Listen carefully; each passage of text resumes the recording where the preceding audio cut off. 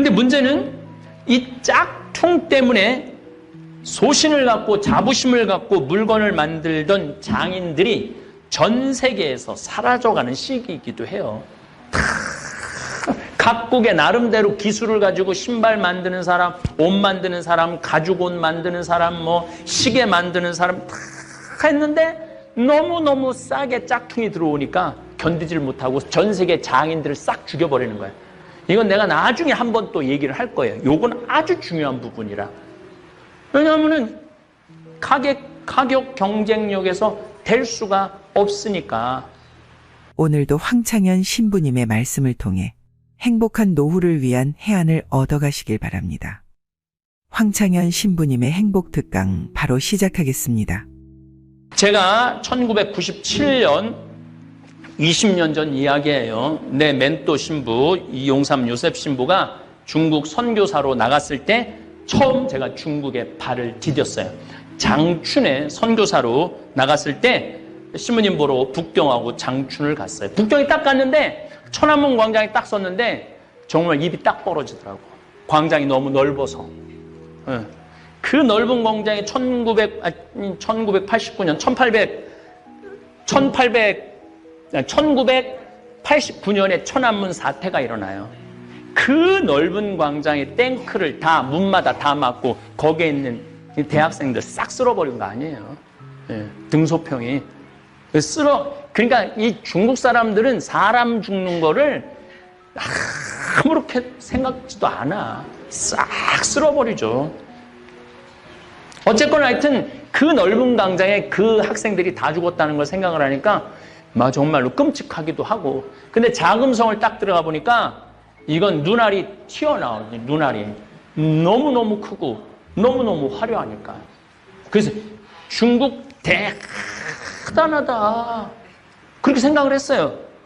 그런데 이제 한 며칠을 생활하고 자금성 구경하다 너무 오줌이 마려웠고 공동 화장실 딱 들어갔는데 깜짝 놀랐어요. 전부 다 남자고 여자고 쳐다보는 거 나를. 근데 뭐 나만이 아니라 줄 서는 사람이 뒤에 뭐 20명 30명 아예 문짝이 없어. 그냥 어떤 화장실은 그냥 다 엉덩이 까고 다 앉아서 그냥 일을 보는 거야. 그리고 거기 이렇게 쭉 물이 흘러내려가. 똥 싸면 쫙 흘러내려가. 문짝이 없는 그 대단한 자금성을 만들어 놓고 화장실에 문짝이 없는 거야.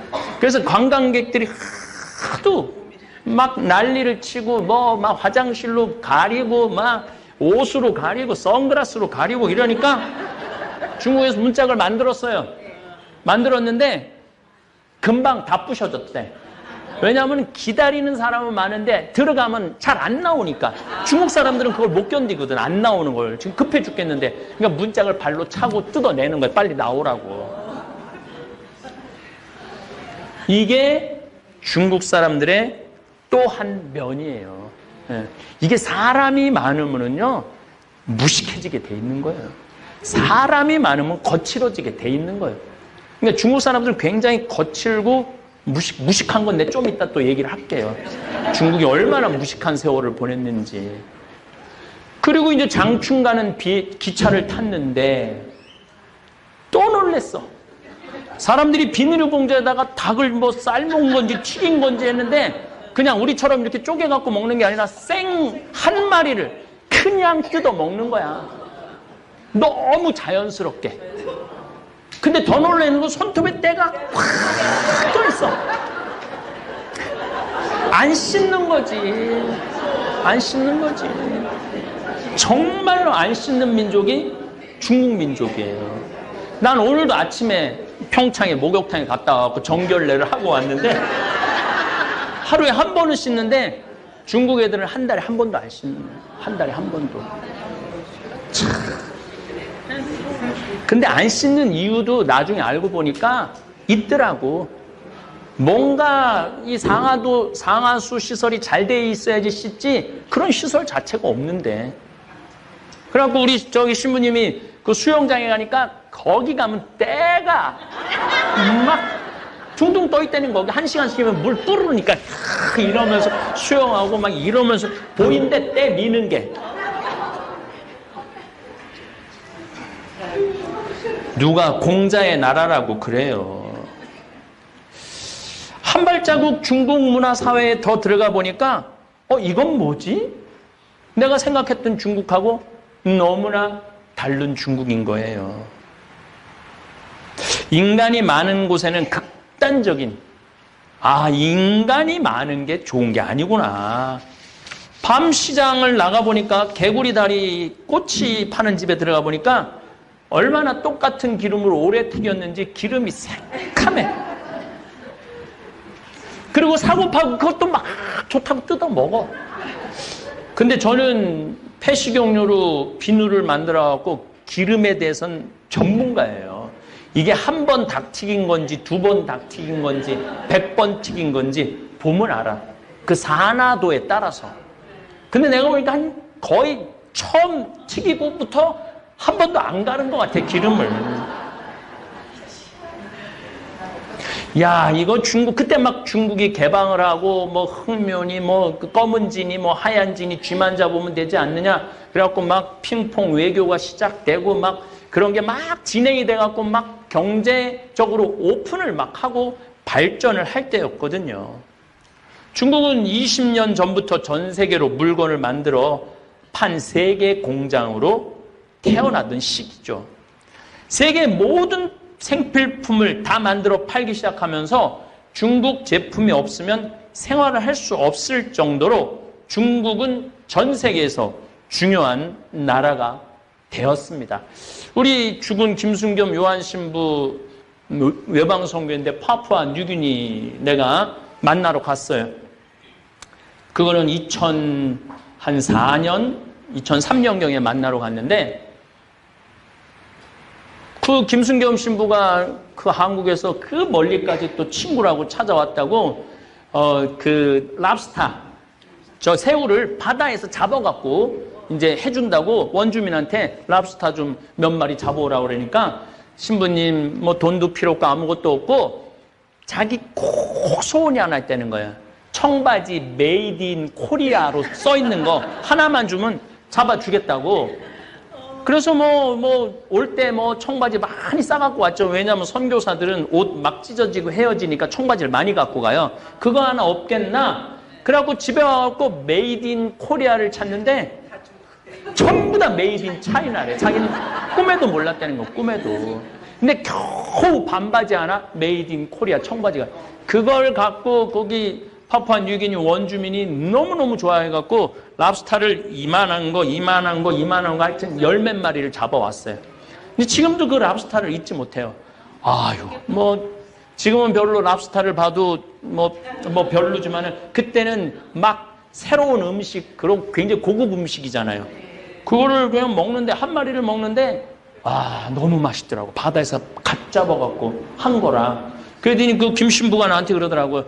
이제 우리 창현이 너 조금만 있으면 꼬리 부분만 먹을 거라는 거야. 근데 한 마리를 먹으니까 배가 너무 부른데 5마리가 있는데 도저히 못 먹겠더라고. 근데 꼬리 부분이 제일 맛있는 거야. 꼬리만 4마리는 다 뜯어먹고 말았던 내 기억이 나는데 어쨌든 이 중국 제품이 없으면 세계가 돌아가지 않는 상황이 20년 전부터 시작됐던 거예요. 그리고 이 중국이라는 나라가 짝퉁으로 못 만드는 게 없네. 모든 걸 약 딱 1% 부족한데도 다 만들어내. 근데 문제는 이 짝퉁 때문에 소신을 갖고 자부심을 갖고 물건을 만들던 장인들이 전 세계에서 사라져가는 시기이기도 해요. 각국의 나름대로 기술을 가지고 신발 만드는 사람, 옷 만드는 사람, 가죽옷 만드는 사람, 시계 만드는 사람 다 했는데 너무너무 싸게 짝퉁이 들어오니까 견디지를 못하고 전 세계 장인들을 싹 죽여버리는 거예요. 이건 내가 나중에 한번 또 얘기를 할 거예요. 요건 아주 중요한 부분이라.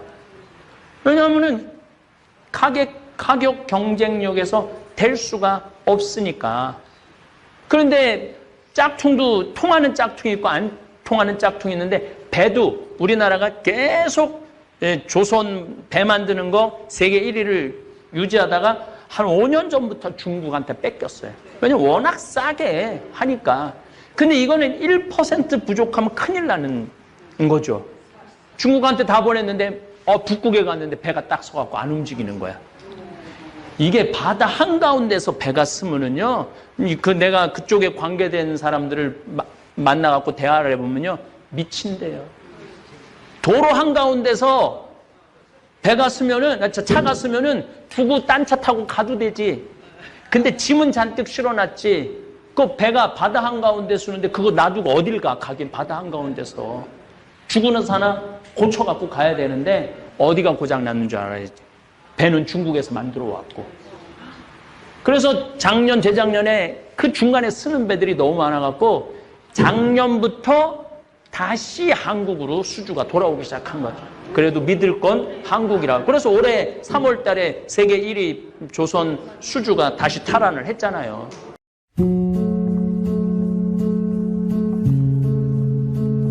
네. 박수 칠 일이 아니에요.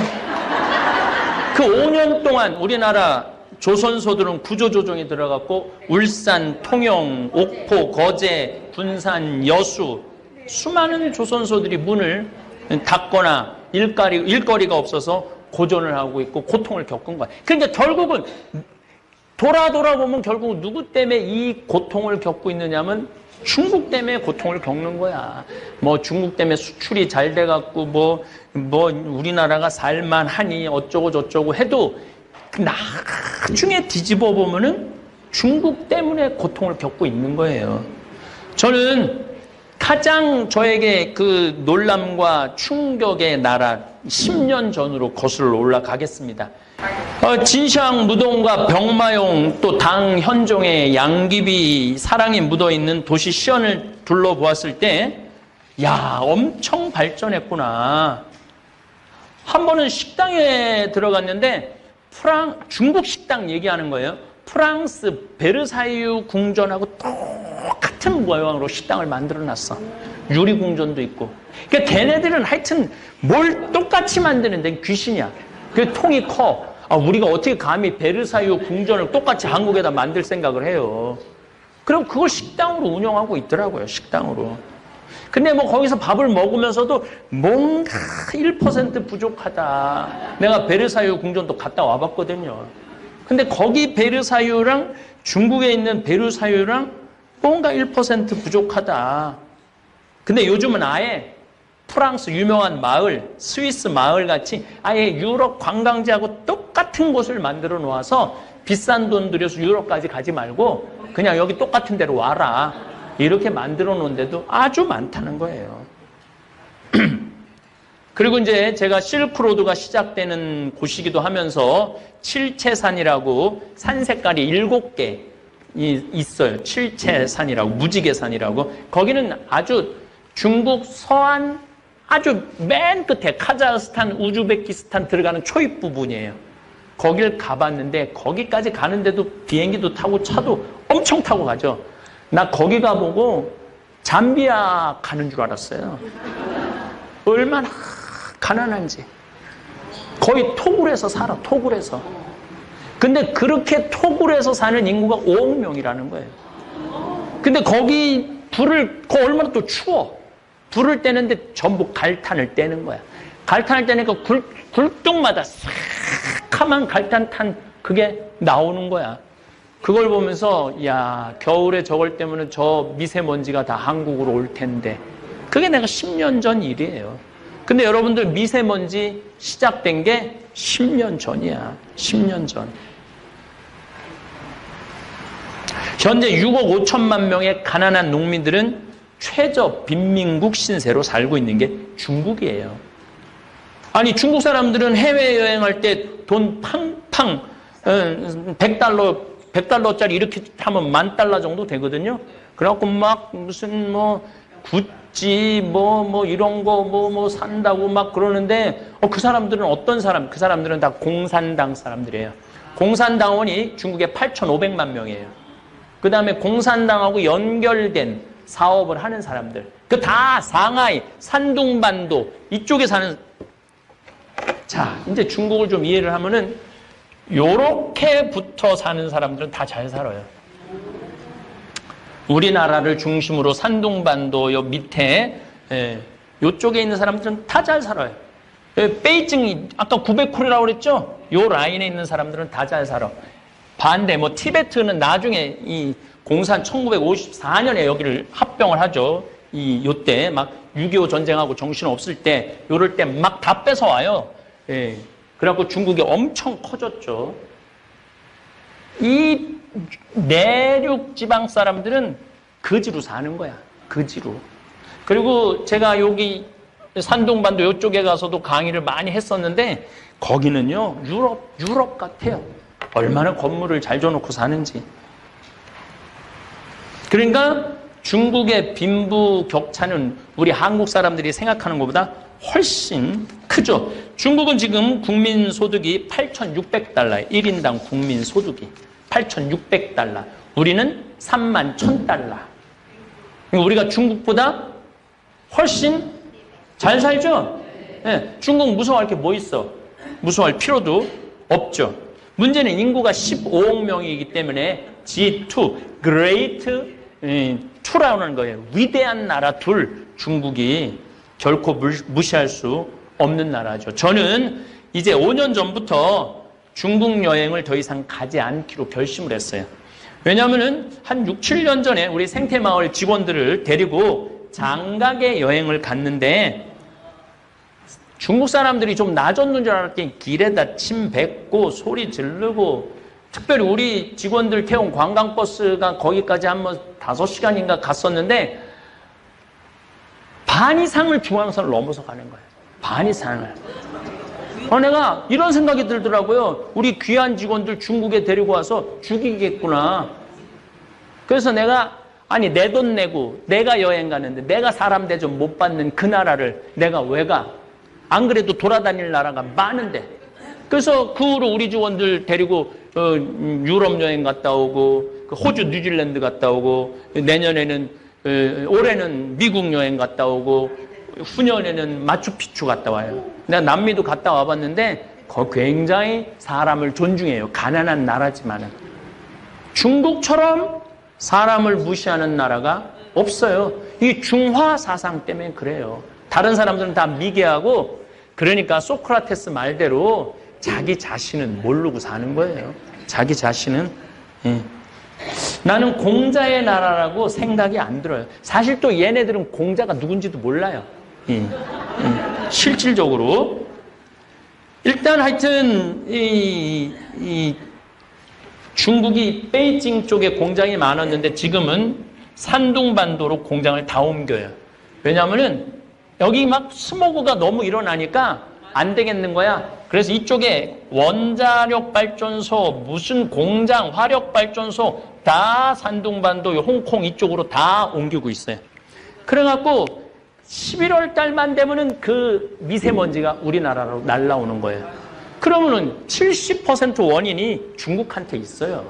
우리나라한테는 30%밖에 없고. 그러면은 이게 굴 쪽에다 징집 장치라는 걸 해놔갖고 조금 좀 이렇게 한 20m, 30m 올라가면 없어지는 시설. 그거 20m, 30m 하얀 연기 나온 거는 징집 장치로 물을 다 떨어뜨려갖고 그래도 깨끗한 수증기가 나오는 거야. 그 20, 30m 하얀 연기 나오는 건 괜찮아요. 근데 막 새카만 연기가 나오면은 100m만 올라가면은 여러분들 인천공항에서 비행기 타면 산둥반도까지 가는데 걸리는 시간은 30분밖에 안 걸려요. 바로 코앞이야.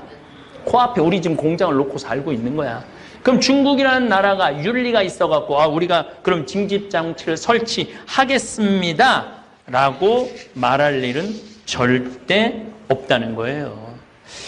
중국 사람들이 그럼 왜 길거리에서 젊은이가 할머니를 때리고 주위 사람들 막 두들겨 맞는데 불구경하듯 쳐다만 보는 인륜이라고는 도저히 알지도 못하고 실천하지도 않는 중국 궁금하지 않아요? 왜 저러는가? 한국의 관광 온 중국 관광객들 제가 여러 번 목욕탕에서 만났는데 정말 시끄러워요. 얼마나 시끄럽게 떠드는지 몰라요. 완전 자기네들 목욕탕 자기네들이 산 것 같이. 중화민국이 그런 거죠. 중화민국이. 자기가 그렇게 떠들어대면 주위 사람들 방해하고 모욕한다는 생각을 전혀 하지 않는 사람들입니다. 심지어 비행기 안에서 자기 무시당했다고 승무원한테 뜨거운 물 뿌리고, 도대체 중국 사람들 왜 이렇게 무식할까? 심지어 비행기 안에서 난투구까지 벌이고 늦게 출발했다고 막 비상문 막 문 열어 막 승질 난다고 자기네들. 아니 그런 거 여러분들 뉴스에 거의 매일 나온다고 봐야 돼요. 지난번에는 뭐 스페인에 가갖고 막 쫓겨났다고 들어 넣어갖고 중국에서 막 물어내라고 보니까 제 날짜에 오지도 않고 그 소파에서 하룻밤 자게 해달라고 생떼를 쓴 거죠. 우리나라에서만 생떼를 쓰는 게 아니라 전 세계 돌아다니면서 생떼를 쓰는 거죠. 사실 우리도 20, 30년 전에 대한민국도 외국에 나가서 그랬어요. 그래서 나 한국 사람 만나면 너무너무 창피할 게 많았어요.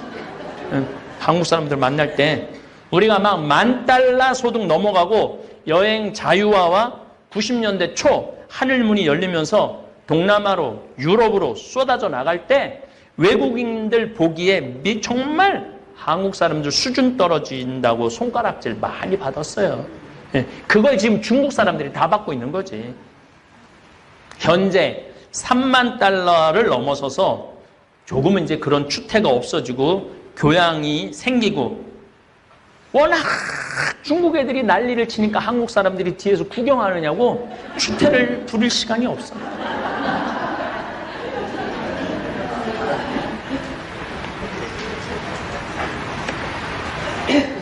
만약 한국 사람들 가운데 지금도 비행장에서 소리 지르고 쓰레기 길거리에, 외국 길거리에 버리고 뷔페집에서 먹지도 않는 음식 잔뜩 쌓아놓고 나온다면 아직도 중국이들 수준에 머물러 있는 거예요. 저는 뭐 크루즈 여행 여러 번 가봤는데 중국 사람들 그대로 쌓아놓고 가는 거 많이 봤어요. 먹지도 않을 건데 그저 그래갖고 저 노르웨이의 한 크루즈는 그 중국 사람들 때문에 내년에 문 닫는 데잖아요. 그 오는 거 말릴 수도 없고 그 음식 수지 타산이 안 맞고 그래갖고 문을 닫는데요. 어쨌든 저는 그러면은 왜 중국이 이런 일이 벌어지네, 이 진짜 중국 이야기를 지금부터 하고 싶은 거예요. 진짜 요거 잘 들어야 돼. 이제 정신 바짝 차리고 1959년부터 1961년까지 중국은 대약진 운동이라는 걸 해요. 정확하게 1957년에 시작을 해요. 대약진 운동이 뭐냐면은 사람들이 하도 굶고 그러니까 쌀 수확량도 좀 늘리고 동네마다 용광로를 만들어서 동네마다 철제 기구도 좀 만들고 이런 거 하자고. 그래갖고 4가지 좀 해충을 죽여야 된다고.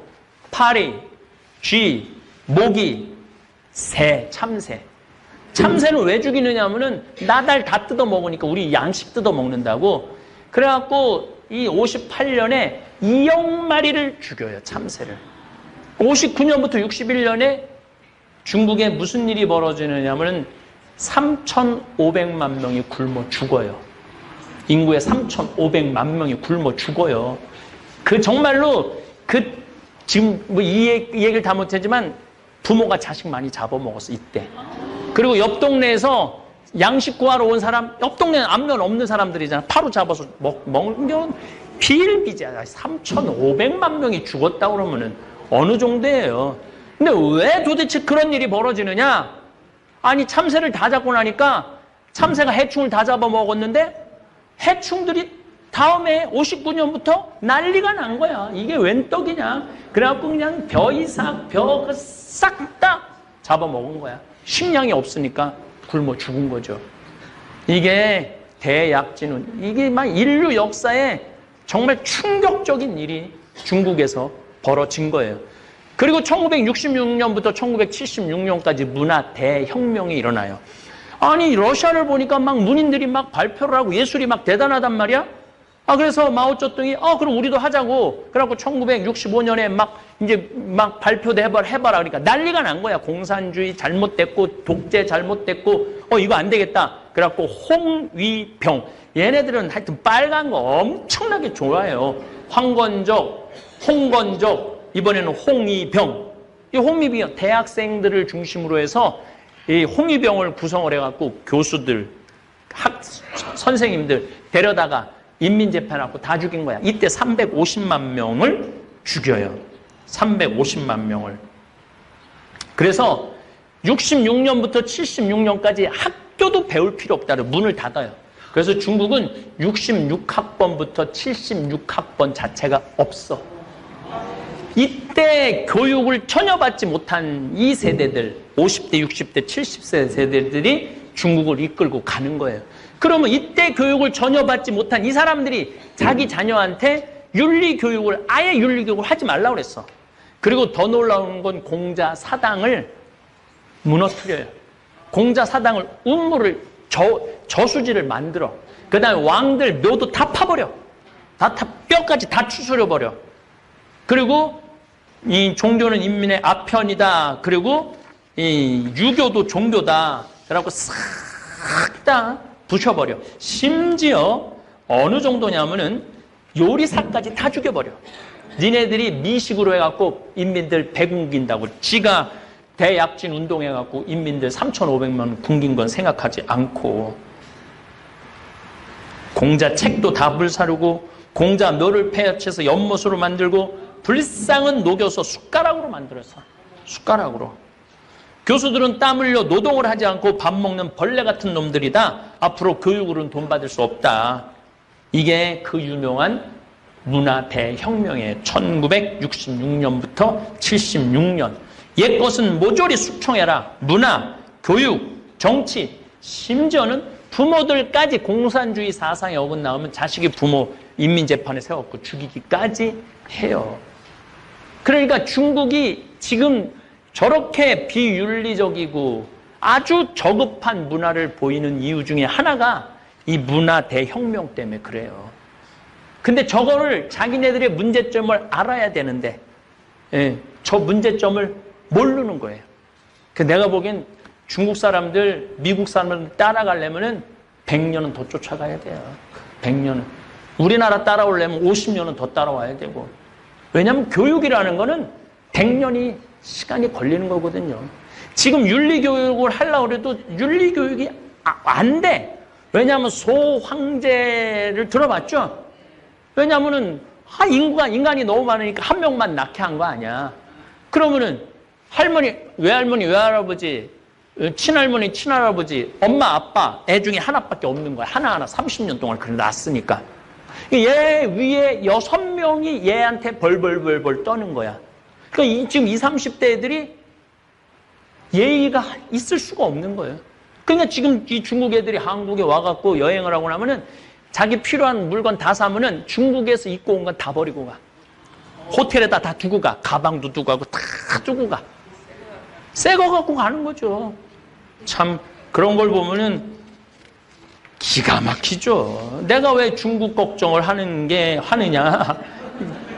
중국 걱정을 왜 하느냐면은 이제 우리가 중국을 잘 알아야 돼. 중국 사람들 제주도에 관광 온다고 땅 다 팔았어요. 다 파는 건 아니고 여의도 2배 많은 거. 한 제주도에 150만 평 정도, 160만 평 정도의 땅을 팔았어요. 사실은 제주도에서 160만 평이면 어마어마한 땅이죠. 그렇게 팔아놨더니 거기에 걔네들이 호텔 짓죠, 식당 짓죠.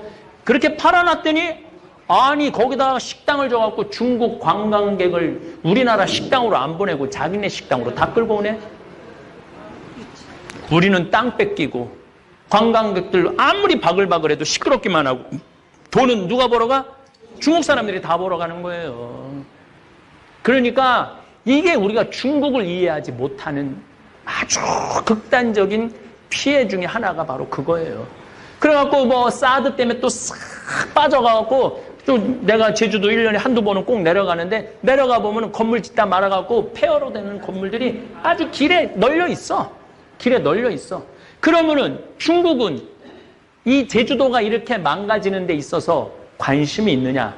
15억의 땅이 그렇게 많은데 그거 한다고 피해는 누가 봐? 우리가 봐. 그러면은 3만 달러를 사는 우리 국민들이 8,600달러밖에 안 되는 중국 사람들한테 그 땅값 3배, 4배 준다고 팔아야 돼요? 팔지 말아야 돼요? 팔지 말아야지. 그러니까 3만 달러의 자존심이 없다 이거야, 내 얘기는.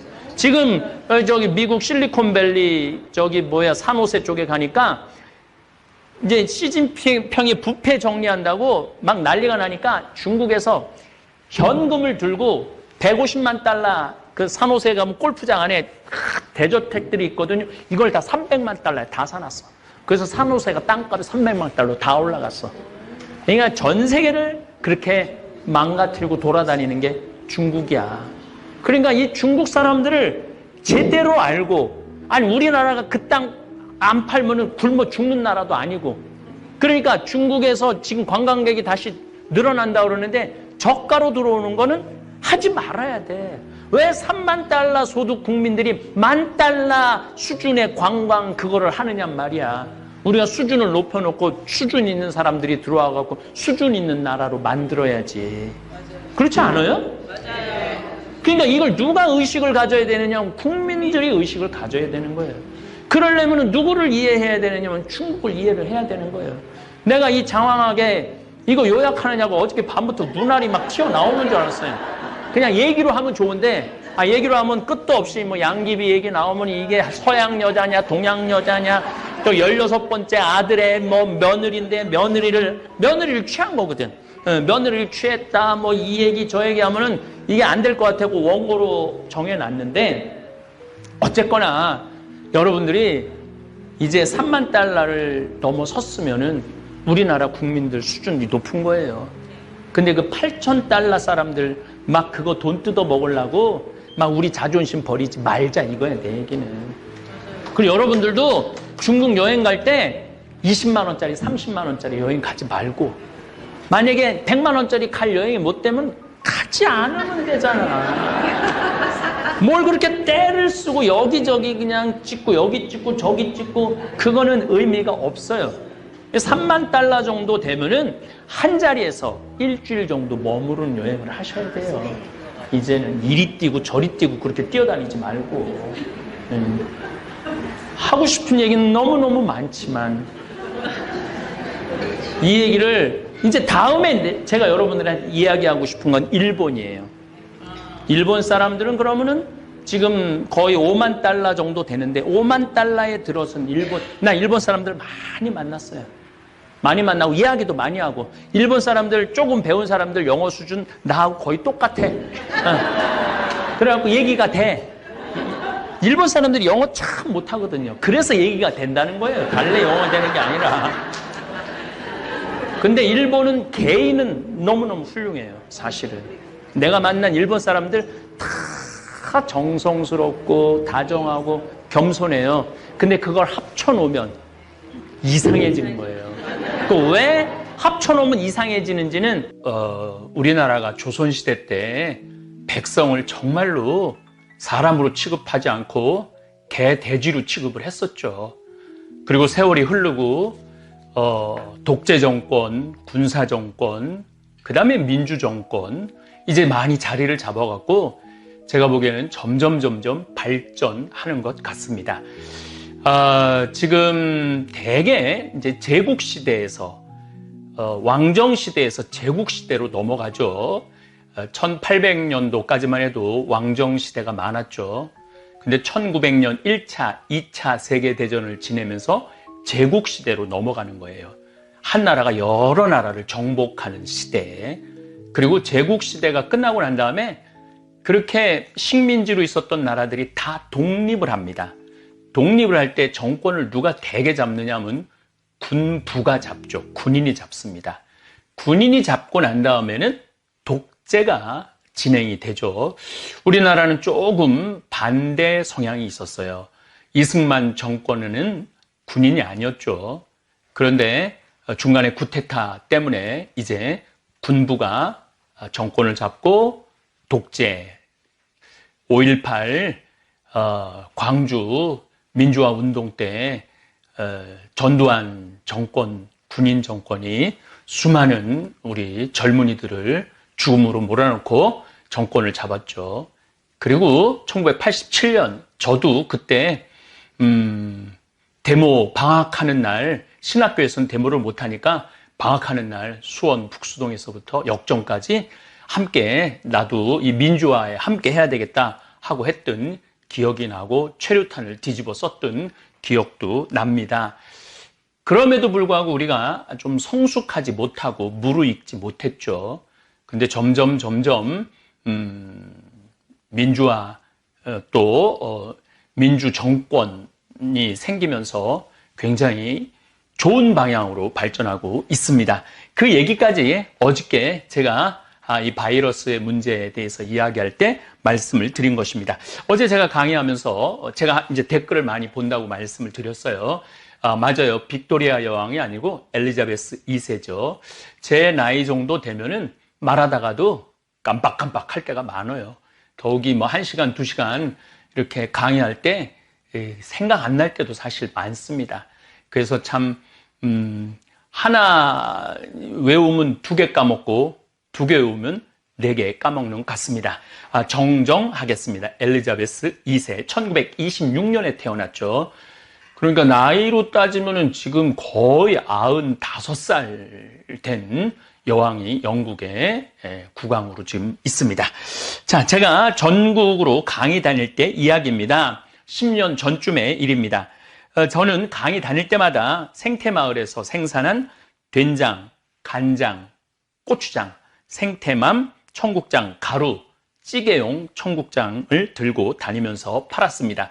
오늘 잠깐 댓글을 보니까 남편이 당뇨가 들었는데 6개월 동안 이걸 꾸준히 먹으니까 이 당뇨도 수치가 내려가고 그 다음에 변비도 없어졌다고 너무너무 감사하다라는 글을 제가 읽었습니다. 그럴 때마다 저는 참 행복한 사업가죠. 그리고 행복한 생태마을 을장입니다. 어쨌든 제가 대부분 강의를 2시간 정도 초청 강의할 때 하는데 중간에 10분이나 15분 쉬는 시간에 평창 생태마을에서 생산한 장류 제품을 팔았습니다. 물론 제가 쓴 책들도 들고 나가서 판매하고 사인도 많이 해 주었습니다. 그 덕에 사실은 보통 저자들보다도 책을 훨씬 많이 팔았죠. 엄청나게 대충 총 한 100만 권 정도 팔은 것 같아요. 이제까지 제가 쓴 책을. 작가로서는 정말 말도 할 수 없는 큰 기쁨의 그러한 작가죠. 저는 참 사제이기 때문에 유리한 부분이 참 많습니다. 한마디로 장돌배기 같은 장돌배기죠. 같은 삶을 15년 정도 산 것 같습니다. 저는 이 장돌배기라고도 하죠. 단어를 참 좋아합니다. 장돌림. 장마당마다 이렇게 돌아가면서 물건을 파는 장돌배기, 5일 장마다 장을 돌면서 물건을 파는 사람입니다. 지금도 평창은 5일 10일장, 5일 10일장은 5일, 10일, 15일, 20일, 25일, 30일 이렇게 오늘 우리 평창 장 서는 날이에요. 오늘 좀 장 보러 나갔어야 되는데 읍내로 하루 종일 강의 준비한다고 책상에서 움직이질 못해갖고 다음 이제 5일을 더 기다려서 우리가 상추 모종도 좀 사야 되고 쑥간 모종도 좀 사야 되는데 어쨌든 대화, 저 위에는 대화는 4일 9일장입니다. 그러니까 4일, 9일, 14일, 19일, 24일, 29일 이렇게 장이 서죠. 봉평장은 2일, 7일장입니다. 2일, 7일, 10일, 17일, 20일, 27일 이렇게 장이 쓰죠. 그러면서 이렇게 장돌뱅이들은 이제 하루하루 날짜가 되니까 대개 다 20km 거리예요. 참 묘해요. 도시가 시골은 거리가 대개 20km입니다. 제천에서 주천 20km, 신림에서 주천 20km, 주천에서 우리 평창 20km, 평창에서 대화 20km, 대화에서 봉평 20km 이런 식으로 돼 있죠. 그래서 장돌뱅이들이 이렇게 하루 이제 물건 팔고 또 밤에 이렇게 이제 가면서 다음날 또 대화로 옮겨가고 봉평으로 옮겨가고 그러죠. 사실 예수님도 장돌백이셨습니다. 7일에 한 번씩 찾아오는 안식일에 회당을 들러서 하늘나라를 판매하신 분이에요. 제가 옛날에 내 사목 목표는 고객 만족도 아니고 고객 감동도 아니고 고객 기절이다. 저는 우리 많은 교우들한테 하늘나라를 파는 영업사원이라고 생각을 해요. 하늘나라가 좋으니까 사시라고. 그래갖고 그 하늘나라의 좋음을 내가 최대한 잘 홍보할 수 있는 그러한 능력을 갖추는 게 예수님 보시기에 좋은 사도라는 말씀을 참 예전에 많이 드렸습니다. 저 역시 장돌배기로 전국을 돌아다니면서 하느님 나라를 판매했습니다. 지금은 유튜브를 통해서 하느님 나라를 팔고 있습니다. 하느님 나라 좋다고 이렇게 많이 얘기를 하죠. 이 유튜브가 엄청난 공간입니다. 3월 16일 날 제가 귀국보고라는 제목으로 강의를 올렸는데 5일 만에 시청하신 분들이 16만 명입니다. 5일 만에 방탄소년단이 뉴저지 맷라이프 스타디움에서 8만 명을 상대로 공연을 했는데 제 강의는 이 2배의 시청자들이 시청을 한 것입니다. 그러니까 이렇게 제 이 거실에서 제 조그만 내 비밀의 공간, 내 정원에서 이렇게 찍지만은 이 시청하는 분들은 맨라이프 스타디움에서 그 어마어마한 사람들이 모여서 지금 각자 방에서 전 세계에서 시청을 하고 있는 것이죠. 그렇기 때문에 저는 이 유튜브 공간이 이제는 복음을 전할 수 있는 기가 막힌 소통의 공간이라는 생각을 해서 하루 종일 책상에 앉아서 자료 정리하고 또 묵상하고 어떻게 하면은 이 시대의 흐름을 또 하느님의 뜻을 전할까 참 많은 고민을 하고 공부를 합니다. 이제 시대는 바뀌어서 장돌배기로 이 장 저 장을 떠돌아다니지 않아도 생각을 함께 공유할 수 있는 기가 막힌 시대가 왔죠. 스마트폰, 그 스마트폰이 연 또 다른 세상이기도 합니다. 이효석 선생님께서 쓰신 메밀꽃 필 무렵을 읽어보면 장돌배기의 삶을 참 잘 그려놓은 이야기입니다. 그런데 이 메밀꽃 필 무렵과 우리 평창 성필리포 생태마을의 관계는 특별합니다. 소설 속의 허생원은 평창장, 대화장, 봉평장, 이제 마지막으로 장평장으로 떠난다는 얘기가 나옵니다. 평창에서 만난 동이라는 젊은이는 제천에서 태어났다고 그러죠. 우연하게 평창장에서 만나 동행을 시작하게 됩니다. 그런데 이 동이는 제천에서 태어납니다. 다시 말해서 제천에서 평창까지 오는 데는 반드시 지금 성필리포 이 자리를 지나야 합니다. 무슨 얘기냐면은 제천에서 주천, 주천에서 판운으로 넘어와서 이제 강 따라 쭉 오는 거죠. 판운에서 이곳에 딱 도착을 하면은 여기에서는 길이 없어요. 이 나루터를 건너가야 돼요. 그래서 요 건너편에 비석이 있어요. 100년 전 나루터라고 써 있어요. 그래서 요 건너편에는 나루터입니다. 그리고 요 자리는 바로 요 자리예요. 요 자리는 뭐가 있었느냐면 주막이 있었어요. 주막이. 이건 제 생각에는 500년 전에도 요 자리가 주막이 있었고 100년 전에도 이 자리가 주막이 있었을 것입니다. 바로 이 자리에 제가 생태마을을 꾸미고 살고 있죠. 우리 이효석 선생님께서는 진부에서 태어났어요. 하진불이라는 곳에서 태어나셨고 또 진부리에 묻히시죠. 1973년 영동고속도로 공사 때 평창, 그때는 평창 분들이 봉평이나 진부에 계신 분들이 여기에 얘기를 했다고 그래요. 그 자손들이 우리 아버지 이제 영동고속도로 때문에 묘가 옮겨야 되니까 어떻게 여기서 할 수 없느냐고. 그때는 1973년도에는 문학가가 얼마나 위대한 사람인지 몰랐던 거예요. 그래갖고 봉평에다 모시지 못했죠. 파주 공원묘원으로 지금 가 계세요. 이효석 선생님 묘는 거기 있습니다. 참 기가 막히죠. 우리가 봉평 메밀꽃 축제를 9월 달에 보통 하는데 한 100만 명 정도 모인다고 그래요. 100만 명 정도. 무슨 경제적인 효과의 문제가 아니라 사람들은 이 문학에 대한 그리움이 있어요.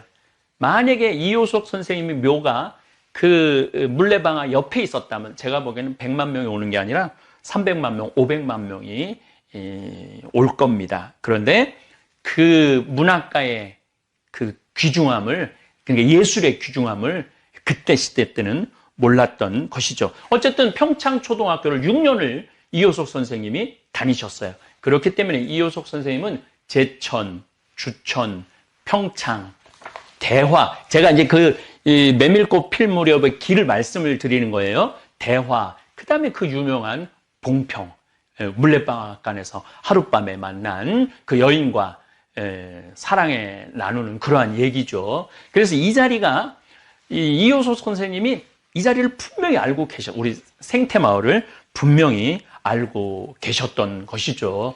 그래서 저는 그런 그 연계성을 갖고 있으면서 이곳은 많은 사람들이 쉬었다 갔던 장소예요. 그렇기 때문에 성필리포 생태마을 피정의 집, 온 세상을 떠돌아다니는 나그네들이 이곳에 와서 쉬고 가는 그런 기가 막힌 공간으로 재탄생했죠.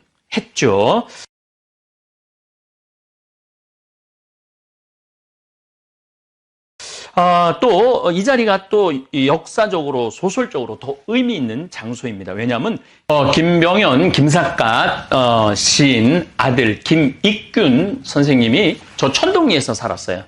거기서 뭐를 했냐면 서당을 했어요. 훈장님을 하셨죠. 그런데 항상 여기 섭다리가 여기 있었는데 항상 건너와갖고 바로 이 자리에 주막이 있었기 때문에 이 자리에서 그렇게 술 마시기를 좋아했대요. 그래요. 아마 아버지의 영향을 참 많이 받은 것 같아요. 김익균 선생님은 태어나서 아버지를 딱 3번 만났다고 그래요. 딱 3번 만나고 마지막에 전주에서 만났을 때 제발 이제 집으로 가자고. 집이라고 그러는 건 바로 이 천동리예요. 천동리. 바로 우리 강 건너 천동리로 가자고 그러는데 아버지가 알았다고 그러고 나 좀 뒤 좀 보겠다고 그러고 갔는데 기다렸는데 안 나타나셔갖고 들어가 보니까 삿갓을 벗어놓고 떠난 거예요. 그게 마지막 만남이었어요.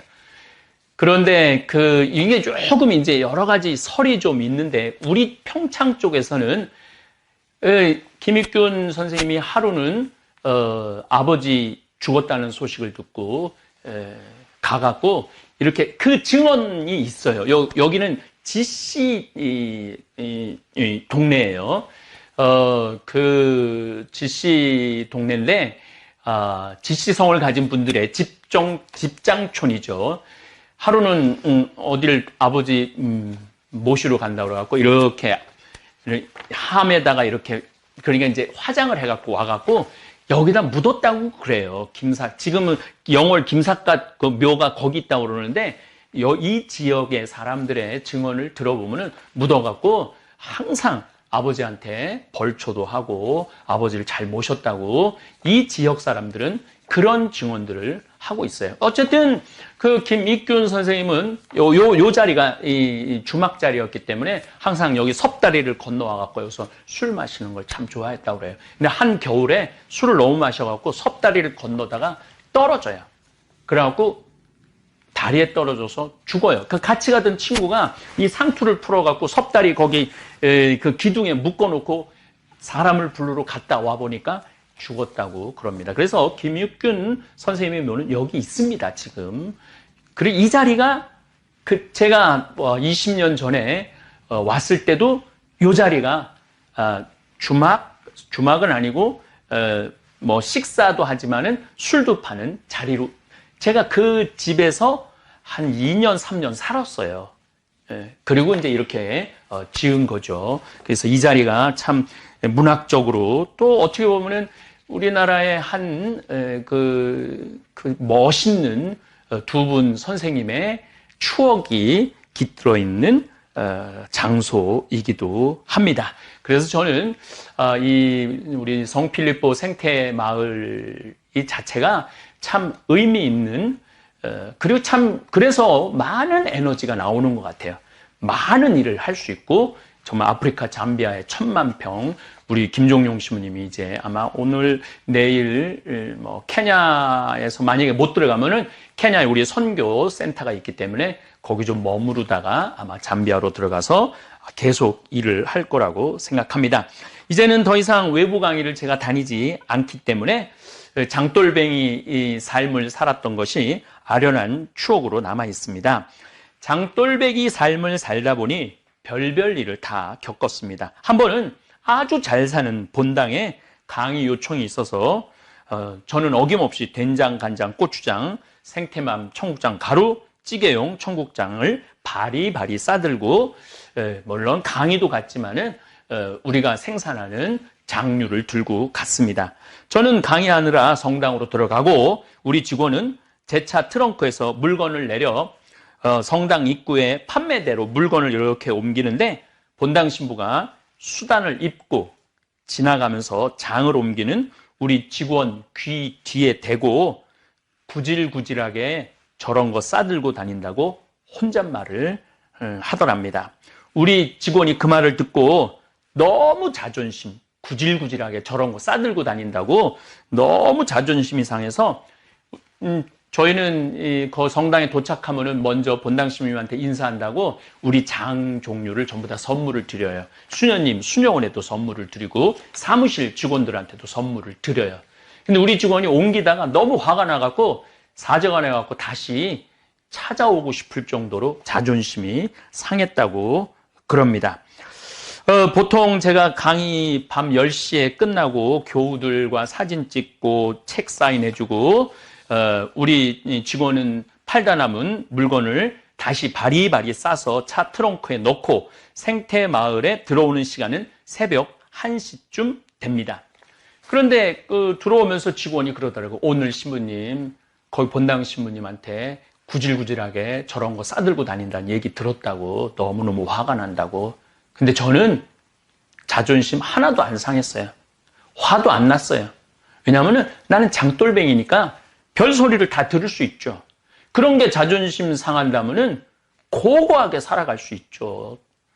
고고하고 배고프고 그리고 또 한편으로는 맨날 다른 사람한테 손 벌리겠죠.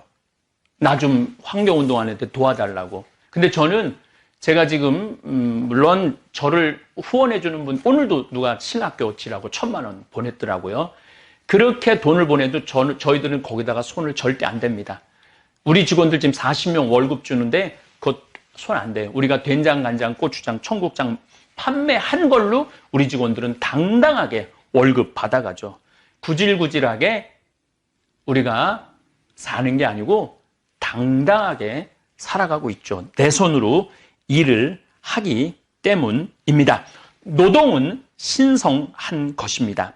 피땀 흘려 내가 지은 수확한 작물, 또 내가 직접 매주 띄워 만든 된장, 간장, 고추장, 또 내 손으로 띄워온 청국장을 들고 다니면서 판매할 때 저는 제 자신이 구질구질하다고 생각해 본 적 한 번도 없습니다.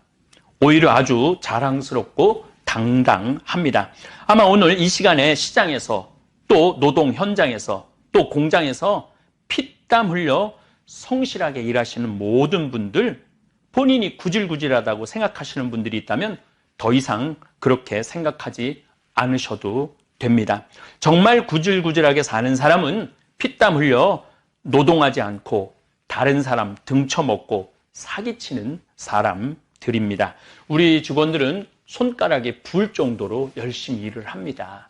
그리고 정말로 어깨가 아프고 그럴 정도로 매일매일 하느님 보시기에 참 좋은 모습으로 열심히 일하고 또 거기에 합당하다고 이야기하기에는 제가 함부로 그렇게 말씀드릴 자신은 없지만은 제가 CEO 사제이기도 하지만은 생태마을 운영하는 을장 CEO로서 해줄 수 있는 한 최대한 해주려고 저는 노력을 합니다. 그래서 우리 기본급이 아마 정부에서 지정한 기본급이 한 180만 원 정도 되는데 우리는 초봉이 거기에 한 50만 원 더 높아요.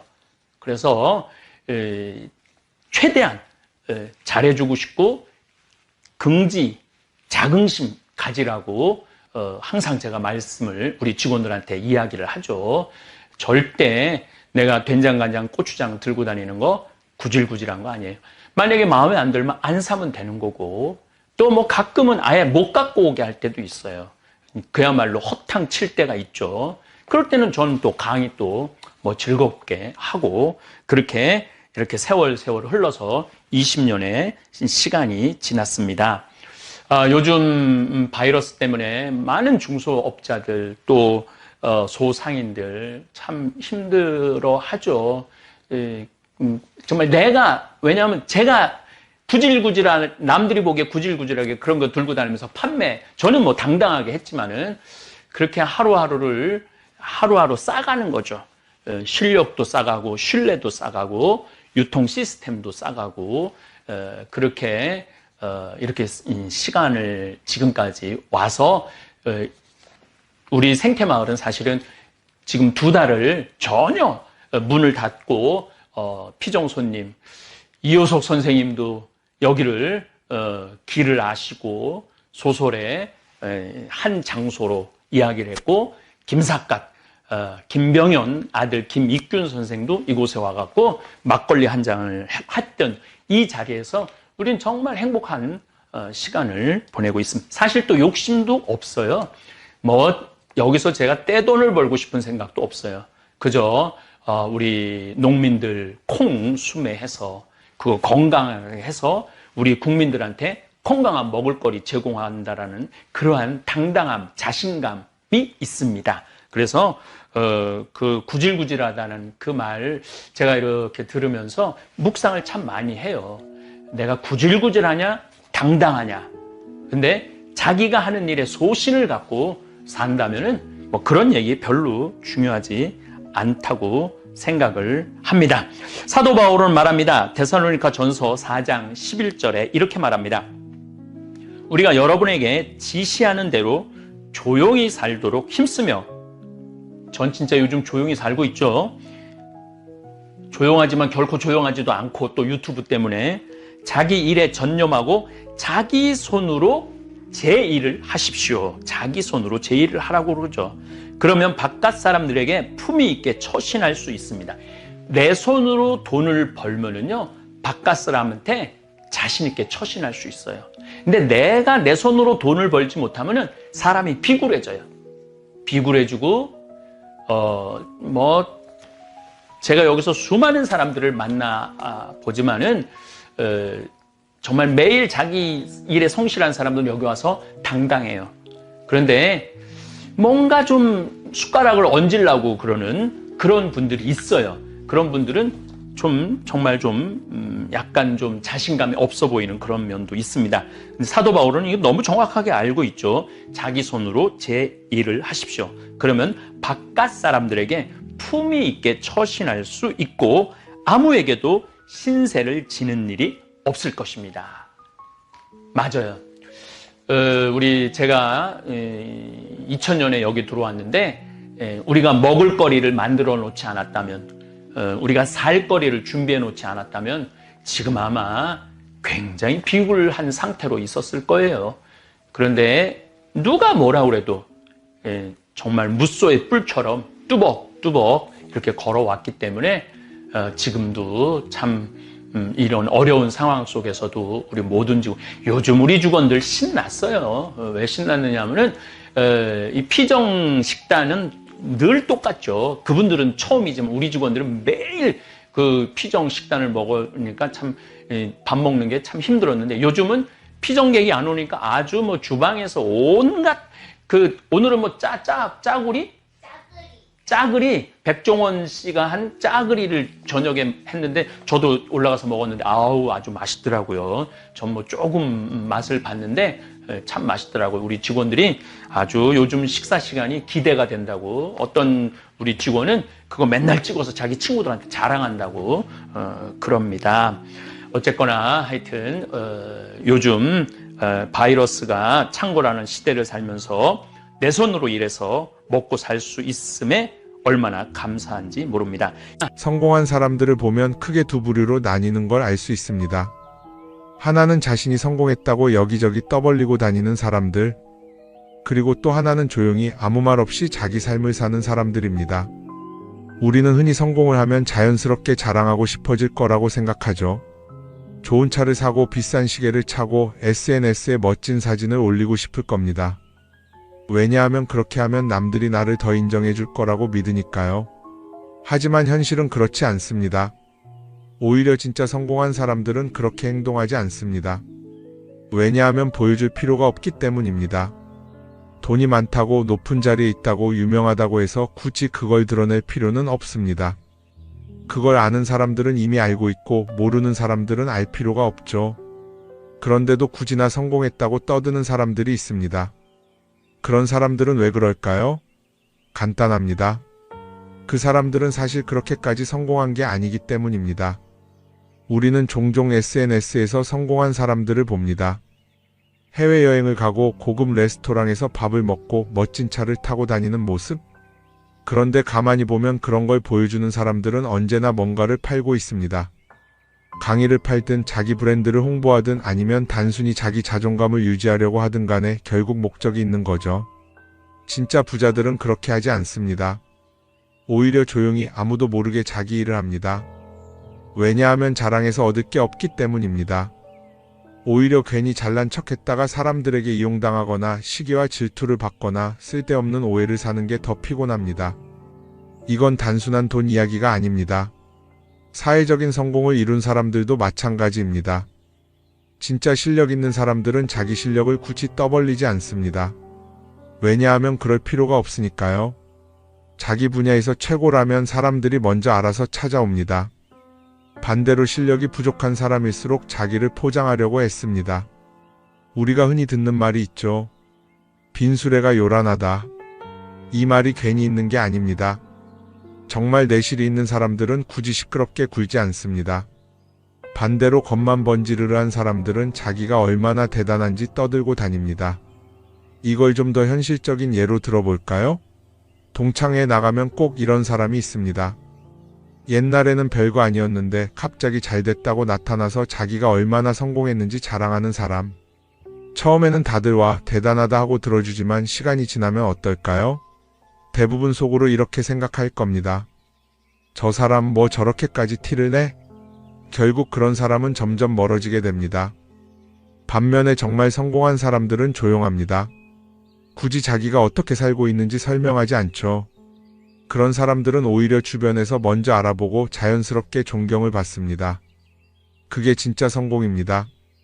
그럼 우리는 어떻게 해야 할까요? 내가 뭔가를 이루었을 때 굳이 남들에게 알릴 필요가 있을까요? 물론 가까운 사람들에게 좋은 소식을 전하는 건 좋습니다. 하지만 굳이 모든 사람들에게 나 이렇게 잘 살고 있어요 하고 알릴 필요는 없습니다. 그런 행동은 결국 나에게 득이 되지 않습니다. 성공이라는 건 원래 조용한 겁니다. 내가 잘 되고 있으면 주변 사람들이 자연스럽게 알게 됩니다. 굳이 내가 말하지 않아도 내 행동과 태도에서 묻어나오게 되어 있습니다. 그러니 굳이 보여주려고 애쓰지 마세요. 오히려 그게 더 진짜 성공한 사람의 태도입니다. 사람은 사회적 동물이라고 하잖아요. 혼자 살아갈 수 없고 결국 사람과의 관계 속에서 기쁨도 얻고 때로는 상처도 받습니다. 그런데 한 가지 생각해 볼 게 있어요. 우리가 정말 인간관계가 필요해서 맺고 있는 걸까요? 아니면 그냥 그래야 한다고 배워서 어쩔 수 없이 유지하고 있는 걸까요? 어릴 땐 친구 많으면 좋다고 하죠. 사회생활에서도 인맥이 중요하다는 말을 많이 합니다. 그런데 정작 주변을 보면요. 인간관계가 넓은 사람일수록 스트레스를 더 많이 받아요. 전화벨이 울릴 때마다 이번엔 또 무슨 부탁일까 싶고 단체 채팅방에서 메시지가 올 때마다 이걸 또 어떻게 대답해야 하나 고민하죠. 관계가 많아질수록 책임과 피로도 함께 늘어나는 겁니다. 어떤 사람들은 인간관계를 줄이면 외롭지 않겠냐고 해요. 그런데 가만히 생각해보면 진짜 외로움을 느끼는 순간이 언제인지 아세요? 오히려 불필요한 인간관계 속에 있을 때입니다. 같이 밥을 먹고 얘기를 나누는데도 뭔가 허전하고 대화가 컥 돌고 속마음을 나누지도 못할 때? 그럴 때 우리가 더 외롭다고 느끼죠. 그렇다고 당장 인간관계를 다 끊어버릴 순 없겠죠. 하지만 적어도 내가 정말 소중하게 여겨야 할 관계와 그냥 관성적으로 유지하는 관계는 구분할 필요가 있습니다. 예를 들어 매번 나한테 부탁만 하고 정작 내가 어려울 땐 연락 한 번 없는 사람. 내가 실수하면 뒷담화를 하면서 내 앞에서는 웃는 사람. 이런 관계를 굳이 계속 이어갈 이유가 있을까요? 가끔은 이런 경험도 있을 거예요. 우연히 어떤 사람과 친해졌는데 만난 지 얼마 되지도 않았는데 너무 많은 걸 털어놓는 사람들 있죠. 자기 속사정부터 가족 문제, 직장 고민까지 쏟아내는 사람들. 이런 경우 두 가지의 가능성이 큽니다.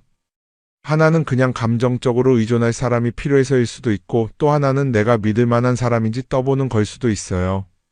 어떤 경우든 이런 관계는 오래가기 어렵습니다. 사실 친밀함이라는 건 시간이 필요한 법이에요. 적당한 거리를 두고 천천히 서로를 알아가야 하는데 초반부터 급격하게 가까워진 관계는 쉽게 무너지는 경우가 많습니다. 처음엔 친하다고 생각했는데 어느 순간 사소한 일로 틀어지고 결국 남보다 못한 사이가 되는 거죠. 그러면 인간관계를 어떻게 해야 할까요? 답은 간단합니다. 억지로 맺지 말고 굳이 유지하려고도 하지 않는 거예요. 내가 편한 관계라면 자연스럽게 이어질 것이고 그렇지 않다면 서서히 멀어질 겁니다. 그리고 그걸 억지로 붙잡지 않아도 괜찮습니다. 관계를 유지하는데 에너지를 쓰기보다는 정말 소중한 관계에 집중하는 게 더 낫지 않을까요? 어떤 사람은 내가 인간관계를 줄이면 나중에 나 혼자 남는 거 아니냐 걱정하기도 해요. 그런데 생각해보면요, 진짜 나를 위하는 사람은 많지 않아요. 인간관계를 줄인다고 해서 완전히 혼자가 되는 게 아닙니다. 오히려 불필요한 관계를 정리하고 나면 남아있는 관계들이 더 단단해지고 가치 있게 느껴질 겁니다. 예전엔 인맥이 자산이라는 말을 많이 했어요. 그런데 요즘은 꼭 그렇지도 않죠. 오히려 불필요한 인간관계가 많으면 그게 짐이 될 수도 있어요. 적당한 거리, 적당한 선. 이걸 잘 지키는 게 결국엔 가장 편한 인간관계를 유지하는 방법 아닐까요? 한번 곰곰이 생각해 보세요. 지금 내 주변에 있는 사람들 중에서 내가 정말 편하게 만날 수 있는 사람이 몇 명이나 되는지, 내가 억지로 맞춰주고 있는 관계는 없는지. 관계를 줄이면요, 외로워지는 게 아니라 오히려 더 자유로워집니다.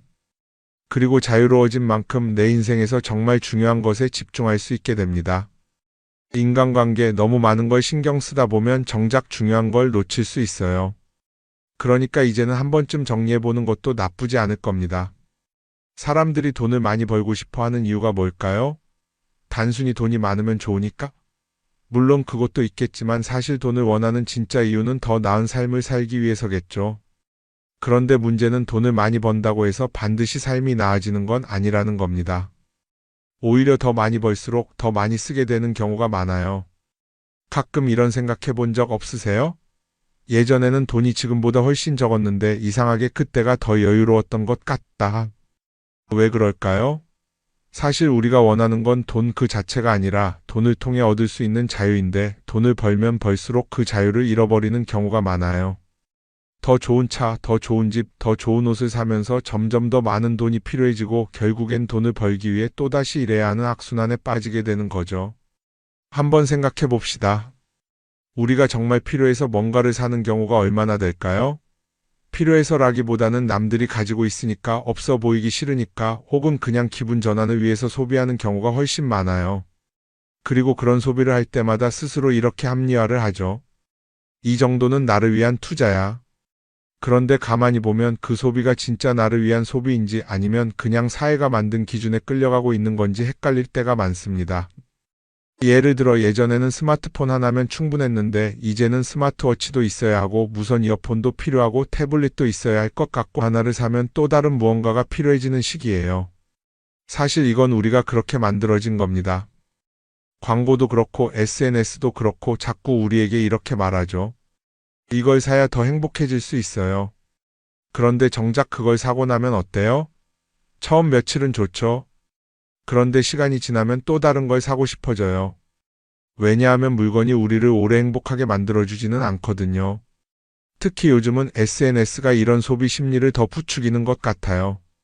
예전에는 친구들끼리 만나서 나 새로 샀어 하고 자랑하는 게 전부였는데 이제는 SNS에 올리면서 전 세계 사람들에게 보여주잖아요. 그러다 보니까 남들도 다 뭔가를 사서 올리고 나도 따라해야 할 것 같은 기분이 드는 거예요. 그런데 중요한 건 그 사람들도 사실은 나와 똑같은 기분이라는 겁니다. 내가 남을 부러워하는 만큼 나도 누군가에게 부러움을 사려고 애쓰고 있는 거죠. 결국 끝없는 비교와 소비 속에서 진짜 중요한 걸 놓치게 되는 겁니다. 한번 이렇게 생각해보면 어떨까요?